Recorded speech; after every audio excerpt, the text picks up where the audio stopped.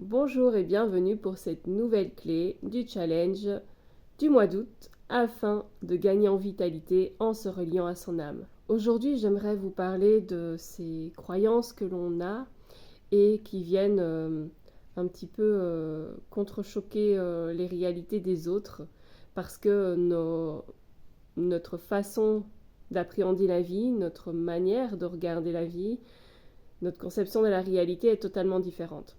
On le voit sur les réseaux où là il y a des guerres d'information, des guerres d'ego où chacun va défendre son opinion, va défendre un peu sa façon de penser, son monde, son prisme, ses lunettes à travers lesquelles il voit le monde. Eh bien, moi je vous invite à vous dire, on n'en a rien à foutre. On n'en a rien à foutre. On vit, on cultive notre monde intérieur. On cultive notre manière de voir notre réalité, de la vivre, de la ressentir, sans chercher à convaincre. Donc peu importe ce que les gens diront, on sera toujours critiqué. On sera toujours face à des personnes qui auront un avis contraire. Et ce qui est important, c'est vous, c'est pas les autres. Premièrement, ça, c'est une première étape, parce que ça, je tiens toujours à le préciser parce qu'on peut très vite mal interpréter. Je n'ai pas dit que les autres n'étaient pas importants. J'ai dit que pour pouvoir aussi accueillir les autres, comme vous voulez être accueillis, respectés et considérés, il va d'abord falloir le faire pour vous.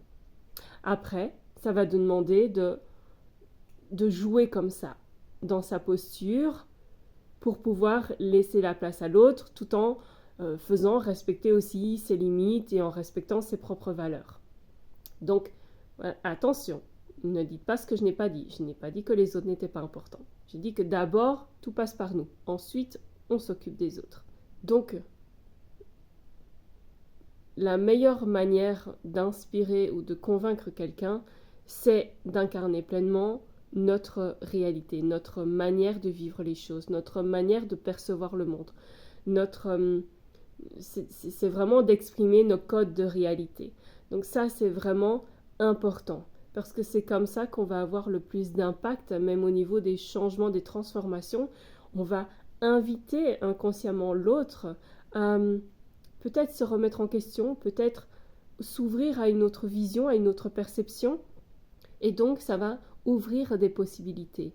Mais ça doit se faire sous forme d'invitation intérieure et pas dans un forcing. C'est pour ça que c'est très important de nourrir sa propre réalité, mais tout en étant conscient, flexible aussi, que tout est mouvant et que nous ne détenons pas l'ultime vérité.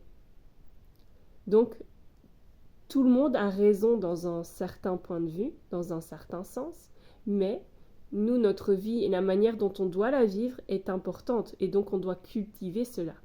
Et on doit s'occuper que de cela, que de nourrir notre monde intérieur pour être une personne joyeuse, une personne intègre, une personne vraiment ancrée dans ses valeurs et qui agit aussi par rapport à ses valeurs et donc qui est bien avec elle-même, une personne qui exprime totalement sa joie d'être, sa paix d'être elle-même. Voilà ce qu'on cherche. Et ça va inspirer, ça va permettre tout un tas de choses, notamment des guérisons, des transformations, voilà, peut-être des séparations, mais c'est pas grave parce qu'après on se retrouve auprès de gens qui nous correspondent mieux. Voilà, et puis la vie est faite de rencontres. Donc les rencontres, ça vient, ça part et c'est le jeu de la vie. Voilà, donc c'était une invitation à nourrir votre monde intérieur, à nourrir et à intégrer vraiment pour incarner et d'implémenter vos codes de réalité dans votre vie, dans toutes les sphères de votre vie. Donc, définissez vos codes de réalité, implémentez-les dans votre vie et vous verrez toute votre vie s'agencer autour de ces codes de réalité. À demain pour une nouvelle clé.